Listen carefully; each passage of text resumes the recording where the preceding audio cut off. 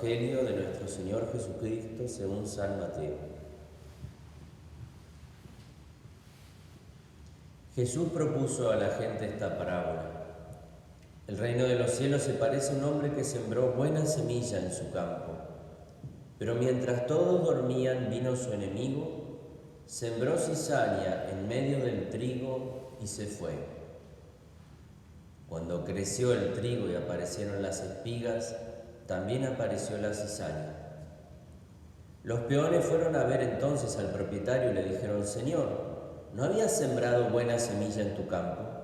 ¿Cómo es que ahora hay cizaña en él? Él le respondió: esto lo ha hecho algún enemigo. Los peones replicaron: ¿quieres que vayamos a arrancarla?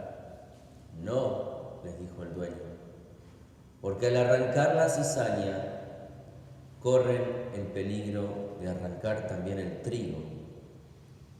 Dejen que crezcan juntos hasta la cosecha, y entonces diré a los cosechadores: arranquen primero la cizaña y átenla en manojos para quemarla, y luego recojan el trigo en mi granero. También les propuso otra parábola. El reino de los cielos se parece a un grano de mostaza que un hombre sembró en su campo. En realidad, esta es la más pequeña de las semillas, pero cuando crece es la más grande de las hortalizas y se convierte en un arbusto, de tal manera que los pájaros del cielo van a cobijarse en sus ramas. Después les dijo esta otra parábola. El reino de los cielos se parece un poco de levadura que una mujer mezcla con gran cantidad de harina hasta que fermenta toda la masa. Todo esto lo decía Jesús a la muchedumbre por medio de parábolas, y no les hablaba sin ellas, para que se cumpliera lo anunciado por el profeta. Hablaré en parábolas, anunciaré cosas que estaban ocultas desde la creación del mundo. Entonces, dejando a la multitud, Jesús regresó a la casa. Sus discípulos se acercaron y le dijeron: explícanos la parábola de la cizaña en el campo. Él le respondió: el que siembra la buena semilla es el Hijo del Hombre. El campo es el mundo. La buena semilla son los que pertenecen al maligno. La buena semilla son los que pertenecen al reino. La cizaña son los que pertenecen al maligno. Y el enemigo que siembra es el demonio. La cosecha es el fin del mundo y los cosechadores son los ángeles. Así como se arranca la cizaña y se la quema en el fuego, de la misma manera sucederá al fin del mundo. El Hijo del Hombre enviará a sus ángeles, y estos quitarán de su reino todos los escándalos y a los que hicieron el mal, y los arrojarán en el horno ardiente. Allí habrá llanto y rechinar de dientes. Entonces los justos resplandecerán como el sol en el reino de su Padre. El que tenga oídos, que oiga. Palabra del Señor. Gloria a ti, Señor Jesús.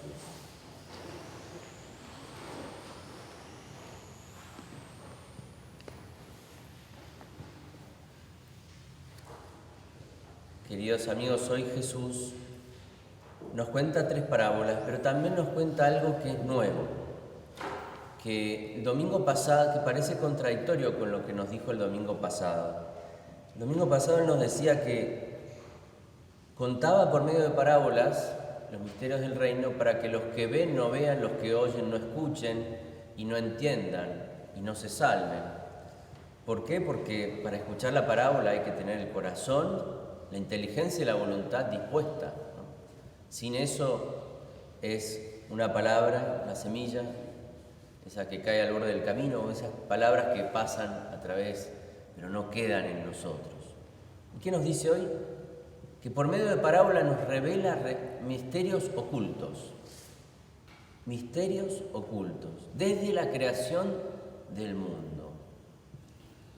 Y realmente podríamos leer toda la Biblia, de principio a fin, desde el Génesis al Apocalipsis, desde estas parábolas, porque se refieren al reino de los cielos y a su crecimiento. Vayamos por un momento al Monte de los Olivos. Jesús está a punto de subir a los cielos y les dice a los discípulos, a los apóstoles: vayan por todo el mundo, anuncien la buena noticia a toda la creación. Jesús sube al cielo, lo ven irse, los ángeles le dicen: ¿qué hacen mirando al cielo? Ese mismo Jesús va a volver de la misma forma que se ha ido. Y se habrán mirado entre ellos y dijeron: ahora tenemos que anunciar el Evangelio a todo el mundo. A todo el mundo. Es decir, a toda la creación, dice más precisamente. Se habrán mirado y dijeron: bueno, no solamente miraron la poca fiabilidad, ¿no?, de esa comunidad apostólica. Judas ya no estaba, Pedro había sido, lo había negado, los demás lo habían abandonado y ahora tenían que cumplir una palabra muy difícil. Bueno, esa es la parábola de la semilla del grano de mostaza. Algo que es muy pequeño, como esa comunidad de 12 apóstoles. Poco fiables, sabemos que pecadores como nosotros, pero que sin embargo, cuando esa semilla se planta, empieza a dar fruto, empieza a tener una fuerza interior, tiene fuerza por sí misma, ¿no? La semilla, sabemos, del grano de mostaza es como un grano de arena, es más chiquito todavía que un grano de arena. El grano de arena uno lo siente entre los dedos, la semilla de grano de mostaza ni casi imperceptible. Bueno, algo mínimo, tan pequeño, llega a ser un árbol frondoso. Y eso es el reino, eso es la iglesia. Es decir, de 12 llegó algo tan grande, de lo pequeño a la totalidad, ¿no? De una parte, y una parte muy pequeña, a la totalidad universal, ¿no? La iglesia universal. Y ese es el misterio de cómo la iglesia es lo que es, ¿no? Porque ¿a quién se le ocurre, ¿no?, que para anunciar el Evangelio a todo el mundo hay que decir pocas personas, pocos? No todos escucharon este mensaje, fueron pocos los testigos elegidos por Jesús. Bueno, si vamos al Antiguo Testamento pasa lo mismo, ¿no? A Abraham Dios le dice: por ti serán bendecidas todas las naciones de la tierra. Todas las naciones de la tierra. Y acá este árbol llega a cobijar a todos los pájaros del cielo, ¿no?, dice Jesús. Bueno, es un misterio maravilloso y una paradoja, como si Dios tuviera su propio humor, ¿no?, para mostrarle al mundo que esto está oculto a los sabios y a los prudentes, pero se les revela a los pequeños. El misterio de la iglesia solo lo entienden los pequeños, no los sabios y los prudentes, sino los humildes.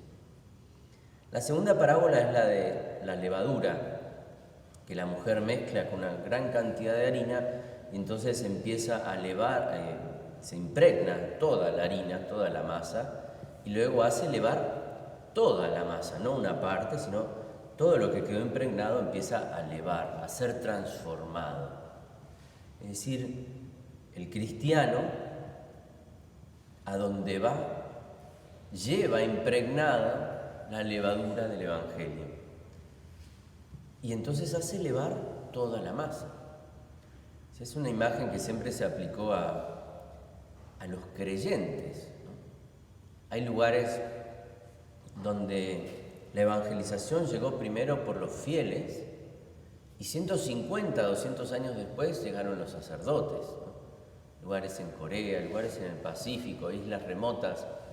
Es decir, llegaron aquellos que venían con la levadura y empezaron a impregnar la masa, a transformar incluso una sociedad y hacerla cristiana, aun cuando todavía no tenían plenamente, no estaba instalada la iglesia, podríamos decir. Bueno, se refiere especialmente al laicado. Muchas veces se escucha, ¿no? Esto, bueno, palabras contra los obispos, ¿no? O los sacerdotes. ¿Por qué? Porque, bueno, cuando se habla de la Iglesia, pensamos en los obispos y en los sacerdotes, ¿no? Y entonces, bueno, no se dijo esto, no se hace lo otro. Bueno, puede ser, ¿no? Jesús nos habla de otra parábola también, que es la de la astilla en el ojo ajeno, ¿no? y la viga en el mío propio. Es decir, que muchas veces nos resulta más fácil ver lo que le falta al otro que lo que me falta a mí. Pero es cierto esto, que todos los cristianos, por el hecho de ser bautizados, están llamados a transformar la masa del mundo, la masa de este mundo, y que tiene una fuerza propia, ¿no? El cristianismo no puede ser inofensivo. A muchos les gustaría un cristianismo que sea inofensivo, que no le hace mal a nadie, ¿no? Por supuesto que no queremos hacerle mal a nadie, pero quiero decir, algo inerte, como un objeto muerto, ¿no? El cristianismo no es eso. El cristianismo es vida, es vitalidad, y la lleva dentro suyo, ¿no? Como la levadura adentro de la masa. Y esa es la misión. ¿Dónde está la iglesia? Donde hay un cristiano. Donde hay un cristiano está la iglesia, ¿no? No hay que esperar a que venga el Papa en persona, ¿no? O que una declaración de un obispo, o lo que sea.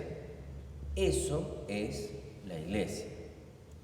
Después, comunicativamente o institucionalmente, esas son otras cuestiones. Pero la realidad del reino no es comunicación, es transformación. No es algo que se dice, es algo que se hace presente. Es una realidad presente y transformadora. Y eso es importante saberlo, ¿no? No quedarnos esperando palabras, sino en la dinámica del reino de Dios. Hoy la tercera parábola es la más importante a mi entender, y por eso la primera lectura nos habla de la compasión de Dios. Porque estaba este hombre que sembró su campo, que sembró buena semilla, pero de noche, a la mañana siguiente o en un momento encuentran que junto con la semilla de trigo buena creciendo estaba también la cizaña. La cizaña es una planta que es muy parecida al trigo, es muy parecida. Lo único que no tiene los granos, o tiene una cavidad parecida a la de los granos, que nunca crece, por lo tanto nunca da fruto. Y bueno, y entonces los peones le dicen, pero patrón, acá alguien sembró cizaña, no había sembrado semilla buena. La semilla que nos diste es buena y ahora resulta que no.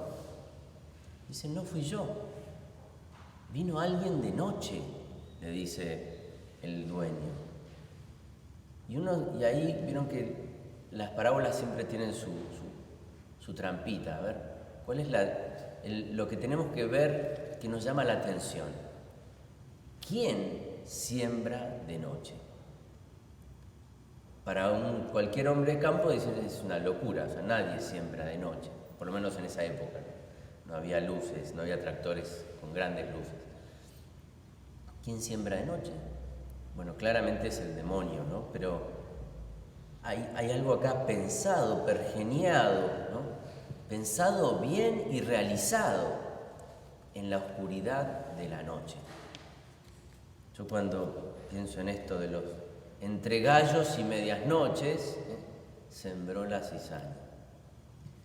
Bueno, inmediatamente pensaba en lo que pasó esta semana, la aprobación del protocolo de interrupción legal del embarazo, como se llama, a la pseudo legalización del aborto en la ciudad de Buenos Aires.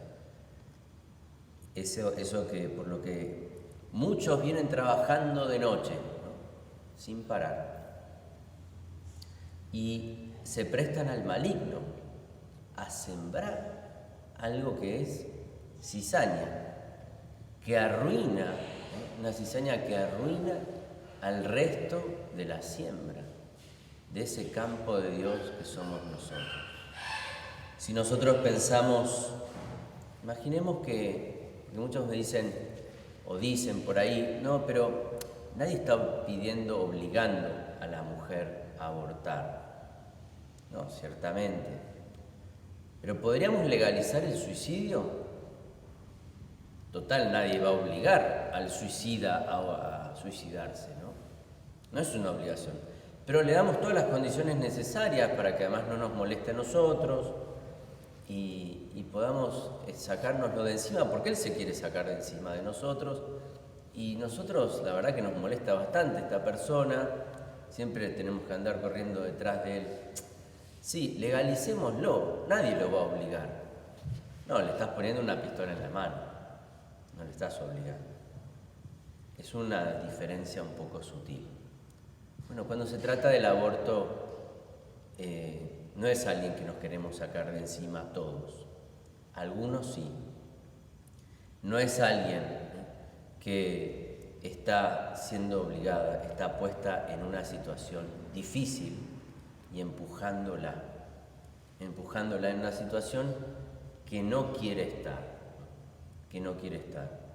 Y basta que alguien le diga, estoy para ayudarte, para que toda una historia se transforme. Entonces, la cizaña, ¿qué es? San Agustín dice algo muy interesante, que es, todos nosotros podemos ser trigo o podemos ser cizaña. A cada uno de nosotros se nos da esa oportunidad. ¿Y por qué? Porque Dios tiene paciencia.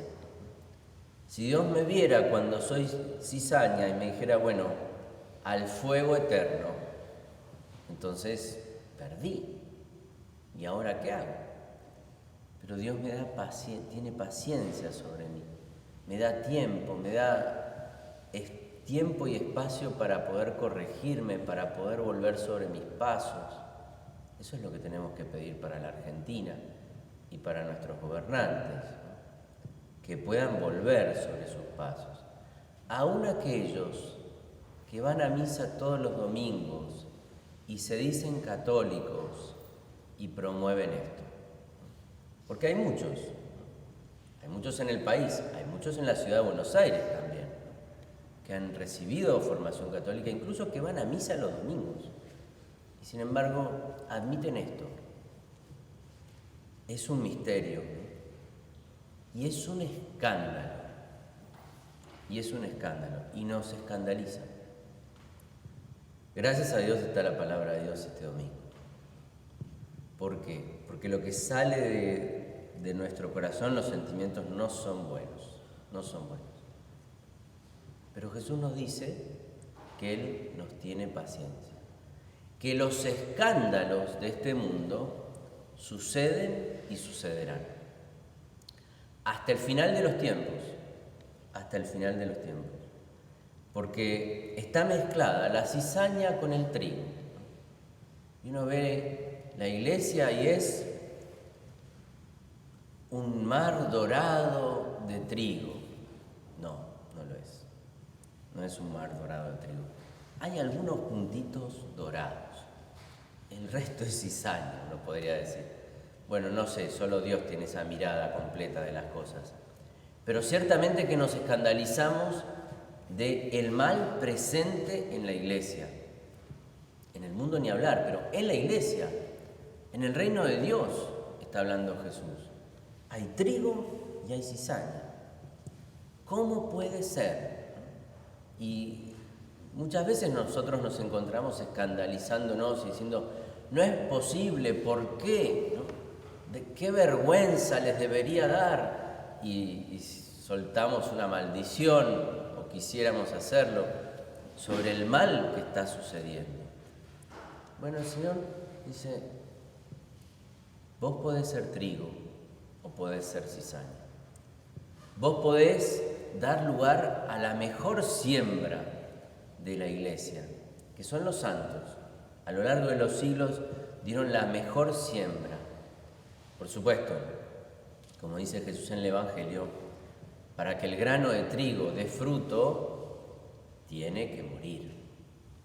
Y acá se trata de morir a aquellas cosas que nosotros vemos como, ¿por qué tiene que ser así? ¿Por qué tiene que suceder esto? ¿Por qué el mal y el bien presente? Bueno, tenemos que morir a querer entender e imponer nuestro modo para aceptar el modo misericordioso de Dios. No dejar de lado la verdad. No decir que el trigo es cizaña y que la cizaña es trigo. O venderlo todo como si fuera lo mismo, No, al final vendrá el día del juicio y la forma de separar el trigo de la cizaña es que el trigo tiene grano y la cizaña no. El trigo tiene peso por sus propios frutos. La cizaña se la lleva el viento. Entonces, está misado, lo que baja es una cosa, se tira la otra. Y entonces Dios nos dice esto a nosotros, que tenemos que poner la mirada en esa siembra y en esa cosecha y en esa separación que se va a realizar al fin de los tiempos. Y que mientras tanto, ¿qué hacemos? No nos hacemos los tontos pensando que todo da igual. A veces parece que el que tiene la mirada de Dios y parece como un tonto, ¿no? Parece que no se da cuenta de las cosas que están pasando. No, Dios no nos dice que nos hagamos los tontos, que sepamos bien y seamos claros con lo que está pasando. El mal es mal y el bien es bien. Y la lucha por el bien, la lucha del reino, empieza muy adentro, con pocos bien convencidos, lentamente, como la semilla del grano de mostaza, impregnando no un aspecto, sino toda nuestra vida, A veces queremos decir, bueno, somos pro vida, pero por casa como andamos, O queremos defender la vida naciente, pero no un noviazgo verdaderamente cristiano, o viceversa, etcétera, Como si yo la masa la voy acomodando, hay alguna masa que todavía no le llegó bien no fue amasada debidamente, no tiene la levadura. No, el reino de los cielos tiene que llegar en mi vida en todos sus aspectos, para dar un testimonio verdadero, porque no se trata de lo que los demás digan de mí, sino del fruto que cae por sí solo. Y ese fruto tiene que aprender a morir, a dar la vida como Jesús. Cada uno de nosotros estamos llamados a ser ese trigo que el dueño del campo, dice San Pablo, ustedes son campo de Dios también. Bueno, el dueño del campo pensó para cada uno de nosotros y para la iglesia, y de la cual, por su misericordia, todos nosotros somos parte.